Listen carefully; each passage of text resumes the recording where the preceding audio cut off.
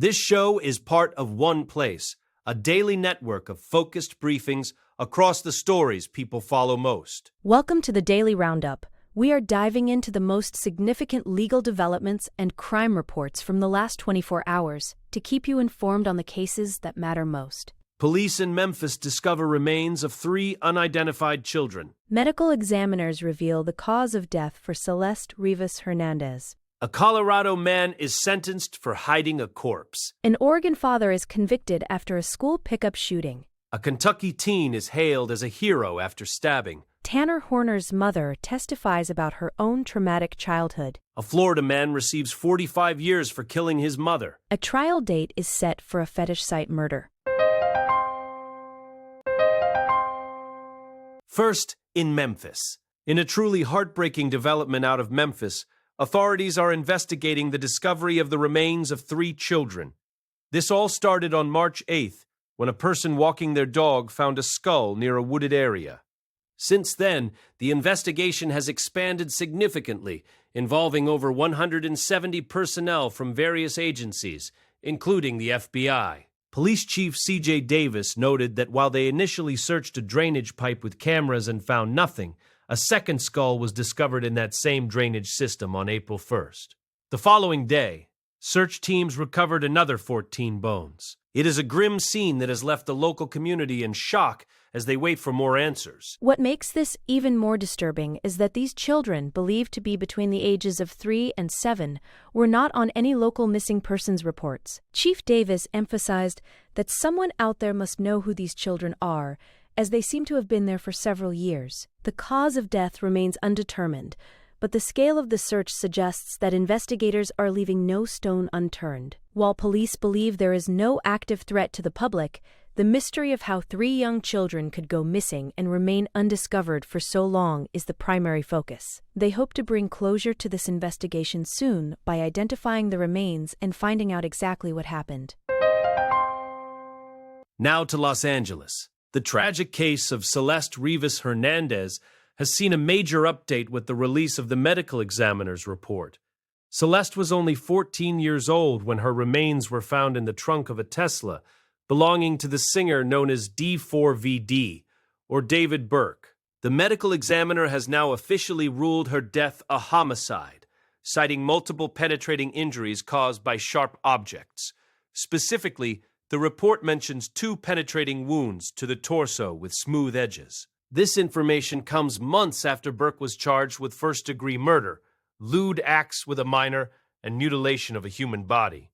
He has pleaded not guilty, but these forensic details provide a much clearer and more harrowing picture of the violence Celeste allegedly endured. The family of Celeste is understandably overwhelmed. They were supposed to speak after a recent court appearance, but were too distraught, especially following a bomb threat in the area that added to their trauma. Through their attorney, they described Celeste as a beautiful girl who loved to sing and dance, and they are simply seeking justice for her. Prosecutors allege that Celeste was invited to Burke's Hollywood Hills home in April 2025 and was never seen alive again. As the case moves toward a preliminary hearing, the prosecution will begin presenting the evidence they have gathered. The medical examiner's statement highlighted how unfathomable it is for a family to wait this long for answers, but this report is a critical step in the legal process. Next, in Colorado. In a bizarre and macabre case out of Lakewood, Colorado, 56-year-old James David Agnew has been sentenced to 5 years in prison. Agnew pleaded guilty to tampering with a deceased body and identity theft after it was discovered he had kept the corpse of 62-year-old James O'Neill in his home for roughly 18 months. The motive was purely financial. Agnew wanted to continue collecting O'Neill's Social Security benefits. The body was eventually found covered with a deflated air mattress. This deception came to light when O'Neill's brother requested a welfare check because the family hadn't heard from him in years. When police first arrived, Agnew actually tried to identify himself as James, attempting to trick the officers into believing the victim was still alive and well. The level of commitment to this fraud was staggering.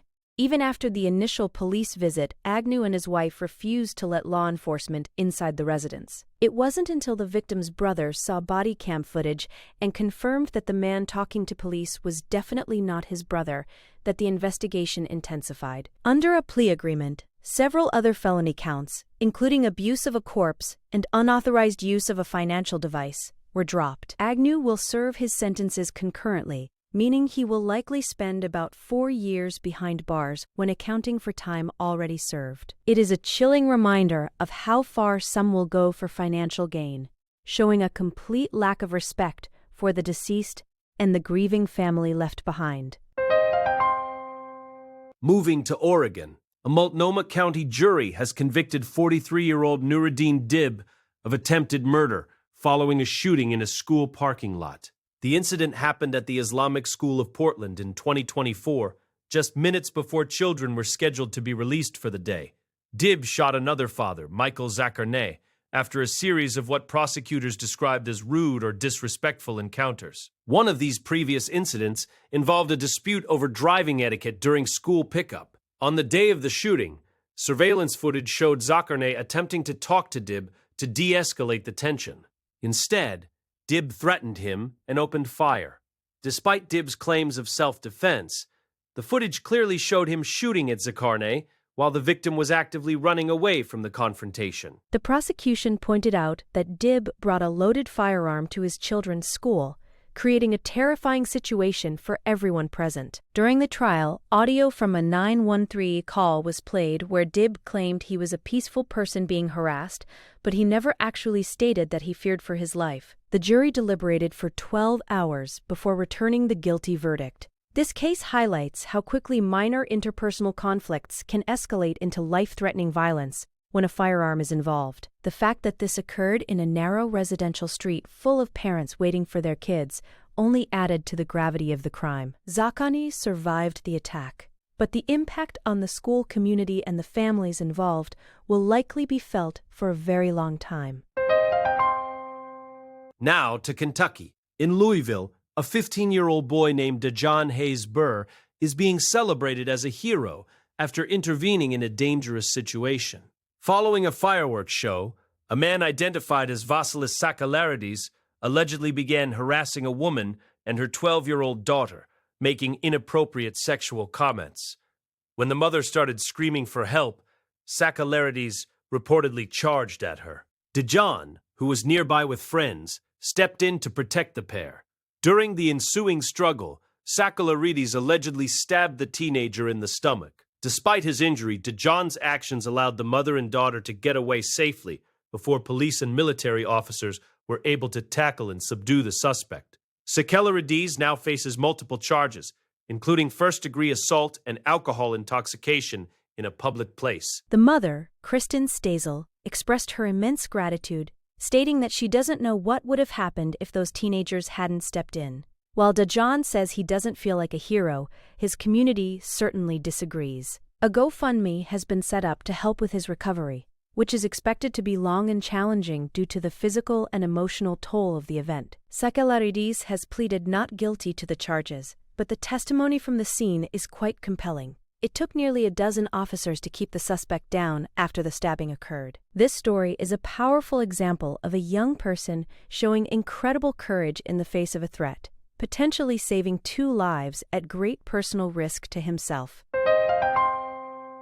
Next, in Texas, the penalty phase of Tanner Horner's trial included emotional testimony from his mother, who shared details of a deeply troubled past.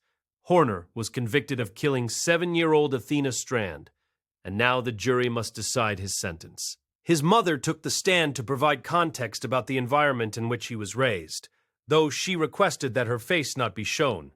She detailed a childhood marred by extreme sexual abuse at the hands of her stepfather, which began when she was only 4 years old. She explained that she turned to drugs like heroin and marijuana as a teenager to cope with the trauma, which she described as a movie constantly playing in her head. She even admitted to a past suicide attempt during those dark years. This testimony is part of the defense's effort to present mitigating factors that might influence the jury's decision on whether Horner should face the death penalty or life in prison. By detailing her own struggles with abuse, addiction, and mental health, she painted a picture of a multi-generational cycle of trauma within the family. While this does not excuse the horrific crimes Horner committed, it provides the jury with a broader understanding of his background. The penalty phase is often the most intense part of such high-profile trials, as it forces the court to look at the human elements behind the defendant. The community continues to watch closely as the legal system determines the final consequences for the tragic loss of Yonathina Strand. Shifting to Florida, Jacob Aylor has been sentenced to 45 years in prison for the brutal murder of his mother, Julie Aylor. The incident occurred in August 2024 when the 39-year-old broke into his mother's home through a dog door. Prosecutors say he was looking for something to steal, and when he found nothing of value, he became enraged and stabbed her to death. What makes this case even more tragic is that two of Julie's grandchildren, including Aylor's own 10-year-old daughter, were in the house at the time. One of the children actually heard her grandmother screaming for help and calling out her father's nickname. Aylor pleaded guilty to second-degree murder and armed burglary, a deal made to spare the children from the trauma of testifying in court. Hillsborough State Attorney Susie Lopez emphasized that the priority was protecting the young witnesses who have already endured so much. By accepting the plea deal, the state ensured that Aylor would spend the vast majority of his remaining life behind bars, without forcing his daughter to relive the night she heard her grandmother's final pleas. Family members spoke at the sentencing, bringing a sense of closure to a case that has haunted the Brandon community for over a year. The details of the crime, including the use of a dog door for entry and the presence of his own child, paint a picture of a man completely consumed by his own desperation. Now, the family can focus on healing while knowing that justice has been served in the courtroom. Finally, in Florida, a trial date has finally been set for Dwayne Hall, the man accused of murdering a woman he met on a fetish website. The victim, 32-year-old Sonia Exelby, traveled from the United Kingdom to Florida to meet Hall after the two had communicated online. For 2 years, authorities allege that Hall tortured and murdered Exelby before burying her remains. While Hall has admitted to the plan for her visit, he claims that the violence that occurred was consensual. However, investigators state that both digital and physical evidence strongly contradict his version of events. This case has drawn international attention due to the nature of their meeting and the extreme violence involved. Jury selection is now scheduled to begin on November 16th, marking a major step toward a resolution. The prosecution's case will likely lean heavily on the forensic evidence that they say proves the acts were not consensual. The transition from a long-term digital relationship to a fatal real-world encounter is a terrifying prospect that has been central to the investigation. As the trial approaches, more details about the evidence found at the scene and the communications between Hall and Exelby are expected to emerge. For the family of Sonia Exelby, the setting of a trial date brings them one step closer to seeing the man responsible for her death face a jury. It is a complex case that touches on the dangers of online meetups and the legal boundaries of consent in extreme situations. We will be following the developments closely as the November date nears. That's the roundup for today. Thank you for joining us for this briefing on the latest legal and crime news. Be sure to follow the show for your next daily update.